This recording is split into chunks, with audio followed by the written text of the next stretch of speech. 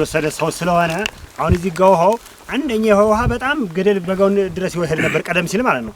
ይሄ ባህር ዛፍ ከተተከለ ጀምሮ የውሃ መራቆም መጥቶብናል። ከተማውም ክልል ወደ ወረዳም ወደ ከተማ አስተዳደርም ውሃ እየጠየቅን ነው። ይሄን ሀብት እያለን ማለት ነው። ግን ይሄ ጋር እንዴት ይጸዳል የሚለውን የባለሙያም የምትለዋል ጠንከር አድርጋችሁ እንድትያዝ የሚል መልእክት ነው ያለኝ። ጨርሻለሁ። ሳመለክትም ጊዜ ተወሰነ እንደነበር ውሃ በራሴው ማለት ነው እና የተወሰነ ገንዘብ እንድትፈልና ትንሽ ሞተር ፓምፕ ብታግዝኝ የሚል ነበር። ውሃውም የሚታይ ነው እንደውም ራሱን የቻለ ነው ለማለት ነው። የከርሰ ምድርና የገጸ ምድርን ውሃ ለማሻሻል የተፈጥሮ ሀብት በየአመቱ የተለያዩ ስትራክቸሮች ይሰራሉ።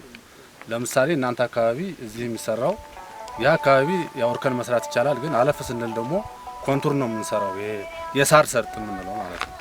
ስለዚህ እንደ ወረዳ አጠቃላይ 19 ቀበሌ ያለን መቀበል በጣም ዝግጁ የሆነ ጎጥ ነው። እንደ ወረዳም እናሰፋዋለን፣ እንደ ቀበሌም ይሰፋል።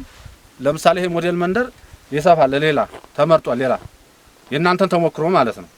ስለዚህ በመደማመጥ ደረጃ የግብርናን ፓኬጅ ለመፈጸም በጣም የተመረጠ ጎጥ ነውና ይህንን ይዘን ቀጣይ እቅዳችሁን ማጠናቀቅ አለባችሁ በአጭር ጊዜ የሚል መልእክት አስተላልፌ ከዚህ በመቀጠል የሰሜን ሸዋ ግብርና መምሪያ ምክትል ኃላፊ አቶ ችሮታው የተወሰነ ሀሳብ አስተያየት እንዲሰጡ ለሳቸው እድል እሰጣለሁ።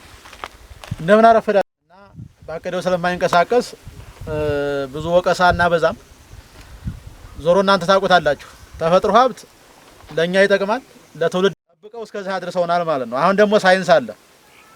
ዛሬ ደግሞ እናንተ የምትሰሩት ልክ እነሱ ጠብቀው እንዳቆዩን ለኛ ይጠቅማል፣ ለአሁኑ ትውልድ ለቀጣይ ደግሞ ለልጆቻችን ይጠቅማል ማለት ነው።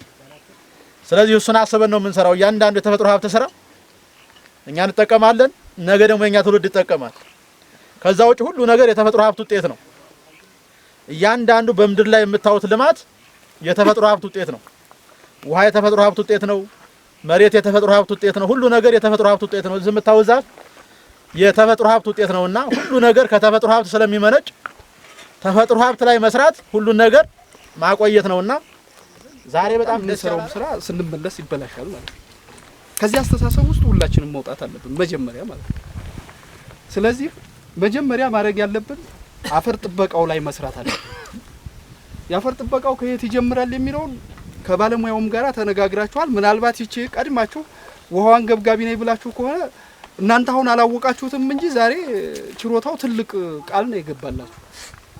ይህ አካባቢ ዛሬ በቃ ረፍት ነው። እኛ አሁን ካሁን በኋላ ምን ሰራልኩ አጨዳው ተሰብስቧል፣ ሰብል ተሰብስቧል። ዛሬ ግን እዚህ ላይ ሽንኩርት ብንተክል ሌላ ነገር ብናለማ እኛ የት ነው ያለ ነው የሚለውን ማሰብ በሰፊው እንድታስቡ ነው የሚፈልገው ማለት ነው። እዚች ማሳ ላይ ብቻ የሚተከል ሽንኩርትና ጎመን ለዚህ አካባቢ ማህበረሰብ በቂ አቅርቦት ይሆናል ማለት ነው። አለፍ ሲልም ደግሞ ግለሰቦች የገቢ ማግኛ ምንጭም ይሆናል ማለት ነው። ያላቸውን ካፒታል ያሳድጋሉ ማለት ነው። ስለዚህ ይሄ እዚህ ያለው የውሃ አቅም ምን ያህል ነው የሚለውን ራሱን የቻለ ባለሙያ ስላለው ነችሮታው ተባብረውም ባለሙያ አይቶት አቅሙ የሚችልና ይሄን አካባቢ ማልማት የሚችል ከሆነ መጀመሪያ አፈሩን እንጠብቃለን።